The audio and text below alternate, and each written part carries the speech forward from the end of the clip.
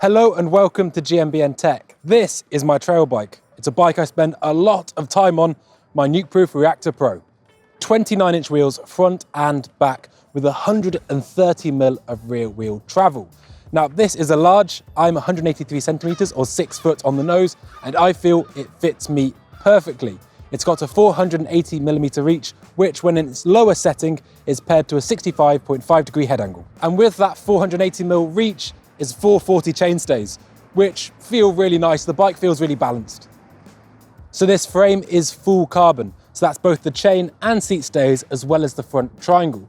Like I said earlier on, it does have two modes, a trail and a rail. So the rail mode is derived by this little flip chip here, and it just puts the bike a bit lower, slackens it out a little. The 130mm of rear wheel travel is derived via a 4-bar suspension system. Nukeproof are known as, to me at least, a no-nonsense brand, and you can see from a really healthy down tube protector, as well as lots of silencing, that they know how they want the bike to run. I'm running a massive quad catcher mudguard on the front, an XL fender, as well as a really tidy RRP unit on the back. I know it's not to everyone's taste, but to be honest, I don't really care. The front one keeps my vision good, and the back just stops grit and grime getting blasted into that shock.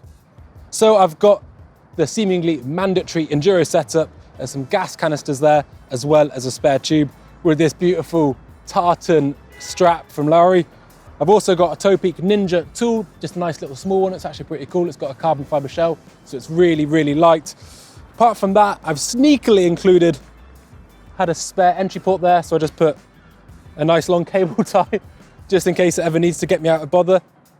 And that is a setup which, to be honest, it does me for most eventualities. So this being a trail bike, I wanted to build it light, and a good place to take that is the wheels. I'm really, really lucky. These are the XCX Race from E13, with a 28mm internal rim width. They're staggeringly light at just over 1,500 grams, but really capable. They kick up a really nice profile for the tyre, and I mean, they're just super light, great for climbing. I'm not overly hard on bike componentry, so I can get away with it. That is matched, of course, to E13's own brand hubs, which, to be honest, offer really nice engagement, kick up a nice sound. Ooh, nice! Pleasure to ride all round. I've got the Vittoria tyres on front and back, running quite an aggressive Mota on the front, and the Martello, whilst not being as aggressive as the Mota, has done a fantastic job.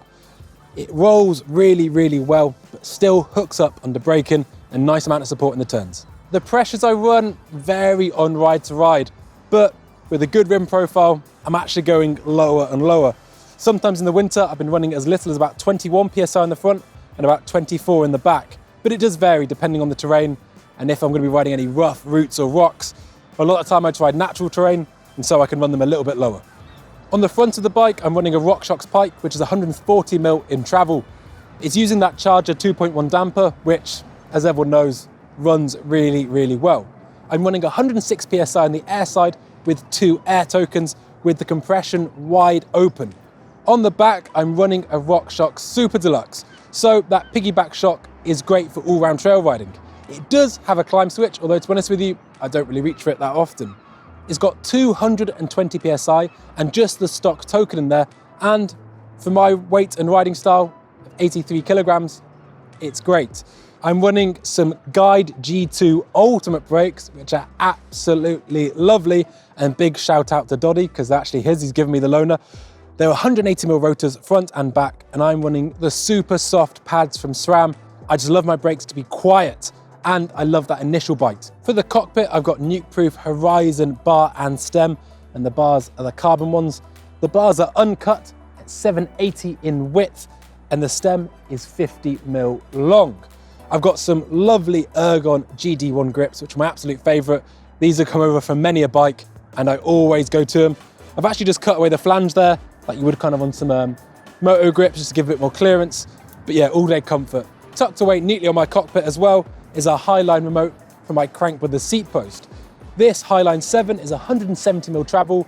It's all blacked out, it looks fantastic, and sitting atop is an Ergon Pro tie saddle. Now actually, Ergon make loads and loads of different types of saddles, but quite frankly, they can take this one out of my cold dead hands. I love it. Whichever bike I do the most miles on, this is the one that goes on it. I'm wearing off the paint and all sorts. So I've got quite a loud pair of Crankbrothers Stamp 7 pedals in the large platform.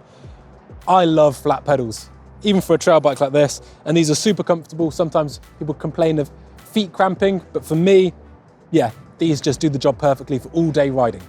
The drivetrain is a weird mix. So I have got a SRAM GX shifter paired to an XO Mech and some Rotor 2-in-1 power cranks. I really love power meters. Once you start using them, it's hard to stop. And these ones give power both left and right, all the data you could ever want. Interestingly enough, they are super short, 165 in length. That's just how I like them. And they come with these cool little booties to stop you clattering rocks and potentially damaging them. Now, embarrassingly enough, I do run a tiny, tiny wimpy chainring of just a 30 tooth, but it works for me, so I don't really care.